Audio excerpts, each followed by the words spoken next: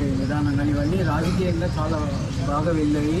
రాజకీయంగా రాబోతున్నారనేటటువంటి ఒక చర్చ కూడా నడుస్తుంది. దానిపైన చర్చ నడవని ఇప్పుడు రాబోతున్నారని చర్చ నడిచింది. ఇప్పుడు నేను ఉండగా రాజకీయాల్లో లేకపోతే వస్తారేమో.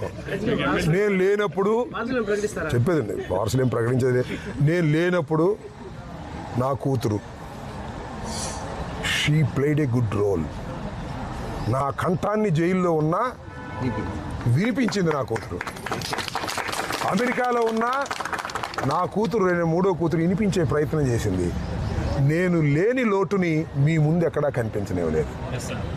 ప్రతి దానికి సమాధానం చెప్పారు నా కూతుళ్ళు. వాళ్ళకి రాజకీయం లేదు. ఎప్పుడు రాజకీయం చూసారా? ఎప్పుడు రాజకీయాల్లో లేరు వాళ్ళు. ఆ ఎలక్షన్ అప్పుడు మాత్రం వచ్చి దండం పెట్టి మా నాన్నకు ఓటేయమని చెప్పేవాళ్ళు. వాళ్ళు ఇంటి మీదకి వచ్చినందుకు వాళ్ళకి కసి వచ్చింది.